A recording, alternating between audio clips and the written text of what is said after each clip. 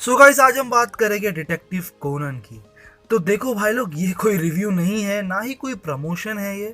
ये वीडियो बनाने का डिसीजन मैंने इसलिए लिया है बिकॉज कितने लोग इस शो को ड्रॉप कर रहे हैं बिना उसको कंप्लीट करे, क्योंकि उनको लगता है कि ये एपिसोडिक है। वैसे हाई एपिसोडिक है, इसमें कोई शक नहीं है। और वैसे भी इस एनिमे को इन लोग क्या ना क्या नाम देकर रखे हैं, जैसे कोई इसे सीआईडी बुलाता है तो कोई क्राइम पेट्रोल बोलता है। देखो, ये सब फालतू की बातें हैं। जो लोग कॉट अप कर चुके हैं उनको ही पता है कि ये क्या चीज़ है एनिमे के वर्ल्ड में। अब इसे ड्रॉप ही कर रहे हैं तो मैं सोचा तुम्हारे लिए और आसान कर देता हूँ। मैं आपको स्टार्ट से लेकर ऑन गोइंग आर्क तक इसकी मेन स्टोरी लाइन बताऊँगा। अगर आप लोग इंटरेस्टेड है इसे एनिमे की स्टोरी जानने के लिए तो वीडियो को एंड तक देखना, क्योंकि इतना मैं गारंटी के साथ कह रहा हूँ, आप रिग्रेट नहीं करोगे। अगर ये वीडियो के बाद दूसरे आर्क के बारे में जानने की डिमांड बढ़ती है तो मैं वीडियो बनाऊँगा ही, ठीक है। अब दोस्तों, बिना कोई टाइम वेस्ट किए वीडियो को स्टार्ट करते हैं। देखो दोस्तों, वीडियो में जितना हो सके मैं सिर्फ main plot, character introduction, important चीज़ें यही सब बताने वाला हूँ। केसेस को एकदम डेप्थ में नहीं बताऊंगा, कौन किलर है वगैरह। सिर्फ मेरा ध्यान होगा मेन स्टोरी लाइन पर, ओके। एक और बात देखो दोस्तों, इसमें स्पॉयलर्स ही होने वाला है। अगर आपको देखना है कोनन बिना इस वीडियो के तो आप लोग मेरा कोनन का डिस्कॉर्ड सर्वर भी ज्वाइन कर सकते हैं। वहाँ आपको गूगल ड्राइव लिंक्स मिल जाएंगी और बहुत लोग भी मिल जाएंगे जो कोनन देखते हैं। एंड दोस्तों, आपको एक लिस्ट भी आपको मिल जाएगी जिसमें आपको कौन सा एपिसोड देखने हैं और कौन सा एपिसोड नहीं। सर्वर का लिंक नीचे डिस्क्रिप्शन में है।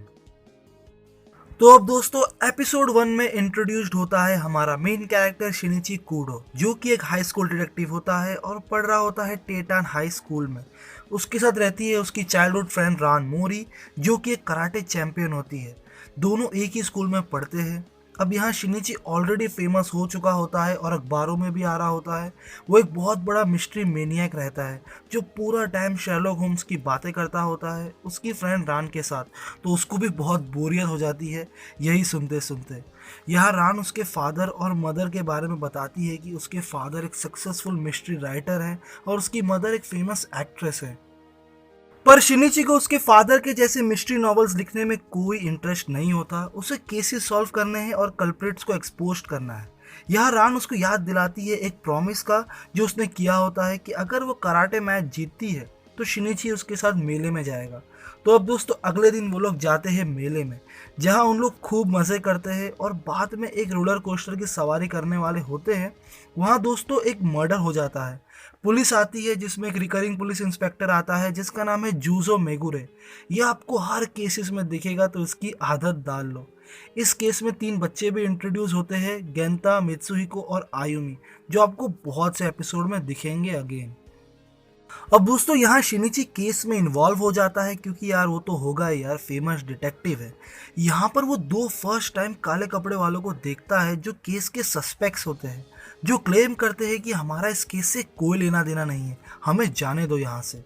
दोस्तों, शिनिची केस सॉल्व करते वक्त उसे थोड़ा खौफ सा आ जाता है कि इनका घूरना ऐसा लग रहा है जैसे इतने सारे लोगों का खून किया होगा इन्होंने बिना कोई सेकंड थॉट के। इसके बाद शिनिची केस सॉल्व कर लेता है और घर जा रहा होता है उसकी फ्रेंड के साथ। लेकिन दोस्तों, यहाँ पर काले कपड़े वालों को दोबारा शिनिची देखता है और उनका पीछा करता है। वहाँ वो देखता है कि उन लोग एक इलीगल ब्लैकमेलिंग डील कर रहे होते हैं और वो सब कुछ विटनेस कर रहा होता है। उतने में ही पीछे से एक दूसरा बंदा शिनिची पर अटैक करता है और उसे बेहोश कर देता है। वो लोग उसे वहीं पर मार देने वाले थे बंदूक से, पर जस्ट अभी ही केस हुआ है यार और पुलिस की निगरानी चल रही है वहाँ। तो उन लोग एक ड्रग निकालकर शिनिची को फैट करते हैं और कहते हैं ये हमारी ऑर्गेनाइजेशन का प्रोटोटाइप ड्रग है जिसको देने से कॉज ऑफ डेथ पता ही नहीं चलेगी कि इसकी मौत कैसे हुई। इसका कोई सबूत ही नहीं होगा उनके पास एंड पोस्टमार्टम रिपोर्ट भी नहीं पता कर पाएगी कि इसकी मौत कैसे हुई। शिनिची पहला ह्यूमन होगा जिसको हम पिला रहे हैं। अब गाइस, उसको वो लोग ड्रग देकर भाग जाते हैं। थोड़े समय बाद जब वो उठता है वो अपने आप को देखता है कि वो 7 साल का छोटे बच्चे में बदल गया है उस ड्रग की वजह से। अब यहाँ से सीधा वो अपने घर भागता है और वहाँ उसकी मुलाकात होती है डॉक्टर अगासा से, एक और दोस्तों रिकरिंग कैरेक्टर जो शिनिची को बचपन से जानता है। शिनिची उसको अपना हाल बताता है। स्टार्ट में उसे भी विश्वास नहीं होता, पर उसे शिनिची विश्वास करा देता है। अब अगासा उसे स्ट्रिक्टली बोलता है इस बात के बारे में किसी को भी नहीं बताना। अगर वो काले कपड़े वालों को पता चल गया कि तुम जिंदा हो तो सब लोग जो तेरे नज़दीक है सब खतरे में आ जाएंगे। तो इसे एक राज रखना। अब वहाँ रान आती है शिनिची को ढूंढने अगासा के घर। वहाँ छोटा शिनिची उससे मिलता है और छुपने की कोशिश कर रहा होता है, पर पकड़ा जाता है। और रान उसे पूछते है कि तुम्हारा नाम क्या है। तो शिनिची पीछे वाली बुक को देखकर वो अपना नाम एडोगावा कोनन रख देता है। अगासा रान को कहता है कि कोनन के माँ बाप हॉस्पिटल में हैं और मैं ठहरा बैचलर अकेला, क्या तुम उसे अपने साथ ले जाओगी जब तक इसके पेरेंट्स इसे लेने आ जाए। अगासा कोनन को कहता है इससे अच्छा मौका तुम्हें कभी नहीं मिलेगा। अगर उन मैन इन ब्लैक को तुम्हें पकड़ना है ना, तो रान के डैड एक डिटेक्टिव एजेंसी चलाते हैं, तो बहुत केसेस उनके पास आते होंगे, तो सोच लो तुम्हारा ही फायदा है। Man in black related case भी आ सकता है उनके पास। कोनन रेडी होकर चले जाता है रान के साथ। अब रान के घर इंट्रोड्यूस होता है मोरी कोगोरो, जो एक फॉर्मर पुलिस इंस्पेक्टर था। अब रिजाइन करने के बाद वो एक डिटेक्टिव एजेंसी चला रहा है, जो पूरी तरह घाटे में चल रही है, क्योंकि वो एकदम थर्ड क्लास डिटेक्टिव है। अब कोनन का मोटिव बन गया होता है उसे कैसे भी मैन इन ब्लैक वालों को पकड़ना है और उसे अपने आप को बड़ा करना है उस ड्रग का एंटीडोट ढूंढ के। अब गाइस उसके बाद मोरी कोगोरो के घर एक न्यू कैरेक्टर इंट्रोड्यूस्ड होती है जिसका नाम है ओकिनो योको। ये एक बहुत मशहूर आइडल है जिसके पीछे मोरी दीवाना है। ये एक केस लेकर आई होती है स्टॉकर का, तो मोरी उसकी हेल्प करता है केस सुलझाने में। तो देखो दोस्तों, यहाँ कोनन सोचता है मोरी कोगोरो को मुझे फेमस करना होगा, तभी उसके पास और केसेस आएंगे। यहाँ वो मोरी कोगोरो को बेहोश करता है एंड अगासा की दी गई बो टाई यूज़ करता है, जिससे वो किसका भी वॉइस निकाल सकता है। कोनन मोरी कोगोरो की वॉइस से केस सॉल्व करता है और मोरी पुलिस की नज़र में सितारा बन जाता है और पूरा क्रेडिट केस सॉल्व करने का मोरी को मिलता है। केस सुलझाने के बाद मोरी को याद भी नहीं होता कि उसने केस सॉल्व किया है। अब दोस्तों उसके अगले दिन कोनन मोरी फैमिली के साथ मोरी की दोस्त की वेडिंग में जा रहा होता है बुलेट ट्रेन में ट्रैवल करके, यही सोच में कि उन ब्लैक ऑर्गेनाइजेशन वालों को कैसे ढूंढूं। अगर वो किसे बताएगा भी तो 7 साल के बच्चे की बात पर कौन विश्वास करेगा, पुलिस तो कतई नहीं करेगी। तो दोस्तों यहाँ पर अचानक ट्रेन में उसे ब्लैक ऑर्गेनाइजेशन वाले ही मिल जाते हैं, जो कोनन को देखने के बाद भी उसे रिकॉग्नाइज नहीं करते, क्योंकि वो ऐसा सोच भी नहीं सकते कि उनके ड्रग से लोग छोटे हो जाते हैं। अब यहाँ वो दोनों किसी से यहाँ डील करने आए होते हैं और पूरे ट्रेन को बॉम्ब से उड़ाने की बात कर रहे होते हैं। इस केस में 2 चीज़ इंट्रोड्यूस्ड होती है, एक है पावर एनहेंसिंग किक शूज और दूसरा है माइक्रोफोन। अब कोनन बग लगाकर उनकी बातें सुन रहा होता है कि बॉम्ब किधर है एंड ऑल। वहाँ 3 सस्पेक्ट्स में से उसे पता लगाना है कि बॉम्ब कौन से ब्रीफ केस में है। अब कोनन उनकी बातों को सुनते सुनते वो लोग एक दूसरे को जिन और वोडका नाम से बुला रहे होते हैं। तो कोनन को यहाँ उनके बारे में पता लगता है कि ये इनके कोड नेम्स है जो अल्कोहल पर बेस्ड है। केस एंड होने के बाद वो लोग तो फरार हो जाते हैं और ट्रेन बॉम्ब ब्लास्ट होने से बच जाती है एंड कोनन को एटलीस्ट उनके बारे में थोड़ी तो इन्फो मिल जाती है। अब दोस्तों नेक्स्ट केस एक सर्जन का होता है जिसका बेटा किडनैप हो गया होता है। वह रान नोटिस करती है कि कोनन की हरकतें बिल्कुल शिनिची जैसी है, तो वो और कोनन को ऑब्जर्व करती है उस केस में, क्योंकि कोनन ने अपना गार्ड डाउन किया होता है रान के सामने। वो ये सोच में होता है कि रान कभी मुझे पहचान ही नहीं पाएगी कि मैं शिनिची हूँ। जितना जितना केस आगे बढ़ता जाता है उतना रान कोनन को ऑब्जर्व करती है कि इसके एक्सप्रेशन, इसकी बात करने का तरीका, इसका इन्वेस्टिगेशन मेथड सब कुछ शिनिची से मिलता जुलता है। केस एंड होने के बाद जब रान कोनन को कन्फ्रंट करती है और कहती है कि तुम ही शिनिची हो, उस वक्त फ़ोन बजता है और उसे शिनिची की आवाज़ सुनाई देती है और वो और कोई नहीं प्रोफेसर अगासा होता है, जो शिनिची की वॉइस में बात करता है वॉइस चेंजिंग बो टाई की मदद से, ताकि रान का शक कोनन पर से दूर हो जाए। कोनन ने अगासा को पहले ही बता दिया था कि रान को उस पर डाउट हो रहा है तो उसकी हेल्प कर दे, तो यहाँ शिनिची बच जाता है। अब गाइज नेक्स्ट केस में दोस्तों मोरी को एक लेटर आया होता है कीजी आसो नाम से, जहां उसको एक आइलैंड को इन्वेस्टिगेट करने के लिए बुलाया होता है। ये केस कोनन के लिए काफ़ी सैड होता है, क्योंकि कोनन के सामने कल्प्रिट पहली बार सुसाइड कर लेता है, जिसका दुख उसे हमेशा के लिए होता है कि वो उसे बचा नहीं पाए। उसके बाद से उसने ठान लिया होता है कि वो अब कैसे भी करके कल्प्रिट को सुसाइड करने नहीं देगा। अब गाइस अगले दिन नेक्स्ट केस में कोनन को 2 न्यू गैजेट्स मिलते हैं, जो है टर्बो इंजन स्केटबोर्ड और डिटेक्टिव बैज। इस केस में आयुमी नाम की कैरेक्टर किडनैप हो जाती है, जो कोनन की स्कूल फ्रेंड होती है। केस एंड बाद काफ़ी कॉमेडी हो जाती है, तो आप वो देख लेना, मैं बताऊंगा नहीं। अब दोस्तों इसके बाद वाले केस में एक न्यू कैरेक्टर इंट्रोड्यूस होती है जिसका नाम है हिरोता मासामी, जो मोरी के पास आती है उसके फादर को ढूंढने। मोरी उसके फादर को ढूंढ के तो दे देता है, लेकिन उसके फादर का मर्डर हो जाता है। मासामी को एक डिटेक्टिव भी ढूंढ रहा होता है आकिरा हिरोता के कहने पर। आकिरा हिरोता मासामी की तलाश में होता है क्योंकि उन सब ने मिलकर बैंक रॉबरी की होती है। मासामी अकीरा को उसके रूम में पॉइजन देकर मार देती है और सारा रॉबरी का पैसा लेकर फरार हो रही होती है। कोनन को डाउट स्टार्ट से ही होता है तो वो लोग मासामी का पीछा करते हैं। मासामी ब्लैक ऑर्गेनाइजेशन के मेंबर से मिलती है जिसका कोड नेम होता है जिन। यहाँ वो मासामी को उसके रियल नाम से बुलाता है जो होता है आकेमी मियानो। हिरोता मासामी एक फेक नेम होता है जो वो एज अ एलियस यूज कर रही होती है। अब दोस्तों यहाँ रिवील होता है कि बैंक रॉबरी करने के लिए ऑर्गेनाइजेशन ने ही ऑर्डर दिया होता है। यहाँ आकेमी उसे बोलती है मेरी छोटी बहन को छोड़ दो और ये तुम्हारा पैसा ले लो और मुझे मेरी बहन को अकेला छोड़ दो। यहाँ जिन कहता है मैं ऐसा नहीं करने वाला क्योंकि तुम्हारी बहन ऑर्गेनाइजेशन के लिए अभी भी बहुत इंपॉर्टेंट है। तो आकेमी कहती है तुम्हें पैसा कहाँ है, मैं नहीं बताने वाली। उतने में जिन उसको कहता है मुझे रफ आइडिया है कि पैसा कहाँ है, और उसे गोली मार देता है और चला जाता है। उतने में कोनन आता है और उसे सब बताता है कि मेरा शक था ही तुम पर एक्सेट्रा एक्सेट्रा। वहाँ आकेमी मर रही होती है और उसे अपना रियल नेम रिवील करता है कोनन कि मैं शिनिची कूडो हूँ। और आकेमी उसे ऑर्गेनाइजेशन के बारे में बताती है कि एक बहुत बड़ा सिंडिकेट है, वो लोग कौवों के रंग के कपड़े पहनते हैं और हमेशा कोई भी सुराग नहीं छोड़ते हैं। आकेमी उसे कहती है कि पैसा एक सेफ जगह है, तुम जल्दी वहाँ पहुँच जाओ ऑर्गेनाइजेशन से पहले। कोनन समझ जाता है ये मैन इन ब्लैक की बात हो रही है जिन्होंने उसकी बॉडी को श्रिंक किया है। केस एंड में पुलिस को पैसे मिल जाते हैं और आकेमी का मर्डर को पुलिस सुसाइड डिक्लेयर कर देती है क्योंकि कोई मर्डर का एविडेंस नहीं होता है और ऑर्गेनाइजेशन फिर बच जाती है मर्डर करने के बाद भी। अब इसके बाद दोस्तों बहुत से कैरेक्टर डेवलपमेंट केसेस आते हैं जहां मोरी कोनन केसेस सॉल्व कर रहे होते हैं। ऐसे बहुत केसेस आपको देखने मिल जाएंगे, लेकिन दोस्तों यहाँ पर 3 से 4 न्यू कैरेक्टर इंट्रोड्यूस होते हैं जैसे सुपरिंटेंडेंट मात्सुमोतो, सोनुको सुजुकी और उसकी बहन आयोको सुजुकी। एंड लास्ट में है एरी किसाकी जो रान की मॉम होती है, जो सेपरेट रहती है मोरी से, एंड वो एक लॉयर है जिसका दिमाग भी बहुत मस्त है।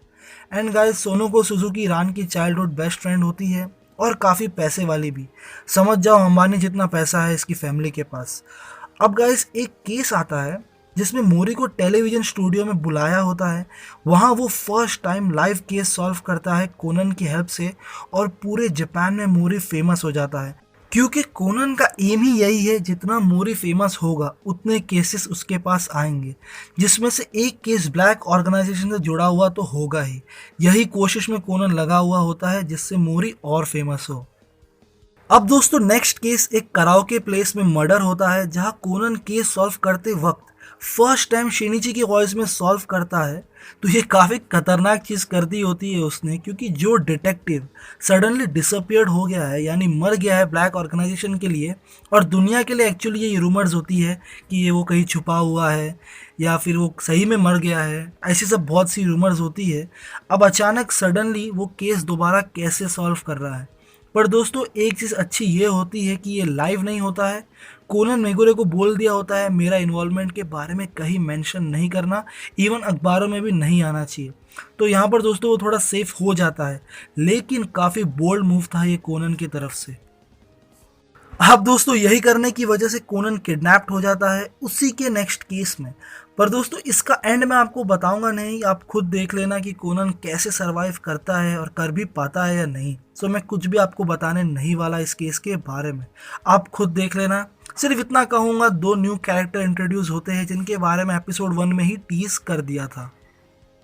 अब गाइज नेक्स्ट केस में एक न्यू डिटेक्टिव आता है ओसाका से एक चाइनीज दारू को लेकर। उसका नाम होता है हत्तोरी हेजी और वो शिनिची को ढूंढ रहा होता है। एक्चुअली उसे देखना होता है कि शिनिची कितना माहिर है केस सॉल्विंग में, क्या वो उससे भी फास्ट है क्या।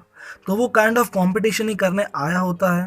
तो दोस्तों वहाँ पर एक केस आ जाता है मोरी के पास जो एक अपॉर्चुनिटी बन जाती है उस ओसाका के डिटेक्टिव के लिए कि कौन पहले ये केस को सॉल्व करता है, हत्तोरी करता है या शिनिची करता है।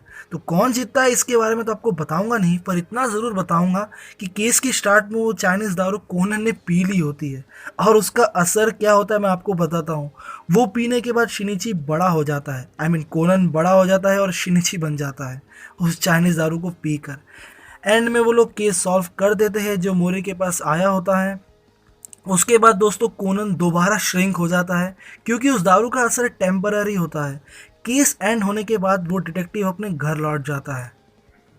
अब कोनन सोचता है अगर वो दारू मैं दोबारा पीऊंगा बहुत सारी तो मैं बहुत टाइम के लिए बड़ा रहूंगा। वो दारू पीने के बाद कुछ होता नहीं है। यहाँ कोनन का पचका हो जाता है और उसे पता चलता है कि वो बस टेम्पररी एक बार के लिए ही बड़े हो सकते हैं, उसके बाद नहीं हो सकते बड़े। सो वो बड़ा होने का सपना भूल जाता है।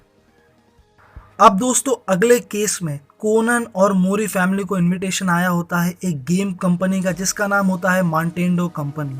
यहाँ कोनन एक ह्यूज मैन से टकरा जाता है जिसने ब्रीफकेस एक्सचेंज किया होता है एक बंदे के साथ। पूरे काले रंग के कपड़े पहने हुए होते हैं उसने, और उसे कोनन फॉलो करता है।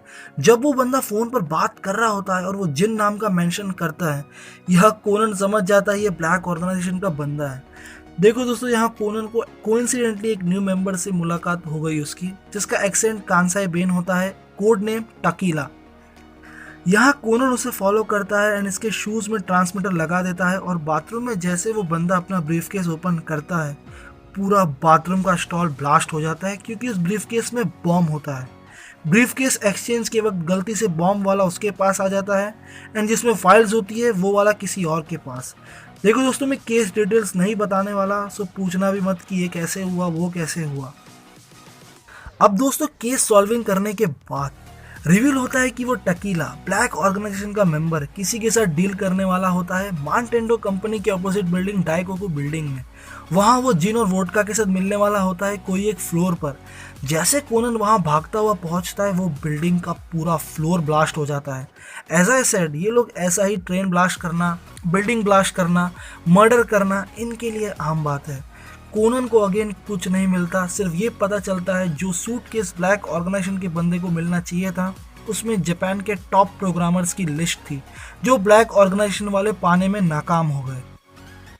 अब दोस्तों नेक्स्ट केस में ओसाका वाला डिटेक्टिव हेजी हातोरी दोबारा आता है। इस बार उसे कोनन की आइडेंटिटी पता चल जाती है, मतलब वो समझ जाता है कोनन ही शिनिची है और वो ब्लैकमेल करता है अगर तू नहीं बोलेगा खुद से कि तू शिनिची है तो मैं रान को बता दूंगा। वो उसे ब्लैकमेल करता है तो कोनन उसको सब बता देता है ब्लैक ऑर्गेनाइजेशन एंड वो ड्रग के बारे में। तो गाइस एक और कैरेक्टर अगासा के बाद जिसको कोनन की रियल आइडेंटिटी पता है। अब गाइस नेक्स्ट केस एक मिस्ट्री टूर होता है जिसमें अगासा और उसके फ्रेंड ने जीता होता है तो दोनों नहीं जा पाते, उसके बदले वो मोरी फैमिली को भेजता है। अब इस केस में ऐसा है कि जिसने अगर नाइट बैरन नाम के कैरेक्टर की आइडेंटिटी फाइंड आउट कर ली तो उनको एक इनाम मिलेगा जो है नाइट बैरन वायरस। एक ऐसा वायरस जो पूरे कंप्यूटर की धज्जियां उड़ा देगा, उसका सारा डेटा, उसका सिस्टम सब कुछ फॉर्मेट कर देगा अगर वो वायरस को यूज़ करता है तो वो वायरस कैसे किसे मिलता है या कैसे मिलता है ये सब मैं नहीं बताने वाला आपको। देखो दोस्तों इसमें कोनन बहुत डेंजर भी फेस करता है तो आपको बहुत मज़ा आएगा ये केस देखने में। अब दोस्तों आगे जाकर और दो न्यू कैरेक्टर इंट्रोड्यूस्ड होते हैं जो है हातोरी हेजो, जो है हेजी हातोरी का बाप and superintendent of Osaka police department, and दूसरा है मैजिशियन अंडर मूनलाइट जिसका नाम है काइटो किड जो कि एक थीफ है जिसका कोनन के साथ जबरदस्त कन्फ्रंटेशन होता है। तो ये सब कैरेक्टर्स है जो सब कोनन आर्क में इंट्रोड्यूस्ड हुए हैं जिनका नाम मैं स्टार्ट से आपके सामने ले रहा हूँ, तो सबके नाम आपको याद रखना पड़ेगा क्योंकि सब लोग इम्पॉर्टेंट कैरेक्टर्स हैं। अब दोस्तों अगले दिन नेक्स्ट केस में रान को दोबारा कोनन पर शक होने लगता है क्योंकि उसने उसकी चाइल्डहुड पिक्चर्स देख ली होती है जिसमें शिनिची का चाइल्डहुड फेस कोनन से बहुत मैच करता है एंड कोनन को वो फर्स्ट टाइम विदाउट ग्लासेस देखती है उस केस के अंदर। एंड कोनन का फेस ऑब्वियसली यार बचपन के शिनिची से काफ़ी मिलता जुलता है क्योंकि यार वो खुद वही है, तो उसका शक और गहरा हो जाता है। पर अगेन राइटर को लंबा खींचना है रान के सस्पिशन को, तो यहाँ भी कोनन दोबारा बच जाता है। वो कैसे बचेगा वो मैं आपको बताऊंगा नहीं। तो गाइस प्लॉट रिलेटेड चीज़ें जितनी मैंने कोनन आर्क में देखी थी मैंने आपको सब कुछ बता दिया है और कोनन आर्क यहीं पर एंड भी होता है रान के सस्पिशन के साथ। अब दोस्तों आपका इंटरेस्ट अगर अभी भी बन रहा है वीडियो देखने के बाद भी कि आगे की स्टोरी और जाननी है और दोस्तों आपको कोनन स्टार्ट करने का बहुत मन कर रहा है तो आप लोग डिस्कॉर्ड सर्वर में हमारे आ सकते हैं जहां आपको गूगल ड्राइव लिंक्स कोनन की मिल जाएंगी, साथ में लिस्ट भी मिल जाएंगी कि कौन सा एपिसोड देखने हैं और कौन से एपिसोड नहीं। आपको डिस्कस करने के लिए वहां बहुत लोग भी मिल जाएंगे इवन। और दोस्तों बहुत कुछ है वहाँ। आपको सर्वर का लिंक नीचे डिस्क्रिप्शन में मिल जाएगा। तो अब दोस्तों इस वीडियो में अगर बहुत लाइक्स होंगे तो मैं नेक्स्ट आर्क पर वीडियो बनाऊंगा ही, जो बहुत ही गजब का आर्क है। अगर आपको जानना है, जितने ज़्यादा लाइक्स होंगे उतना वीडियो जल्दी में डाल दूंगा। तो अब दोस्तों मिलते हैं नेक्स्ट वीडियो में, तब तक के लिए बाय बाय, सायोनारा, हारिगाते गोजाइमास।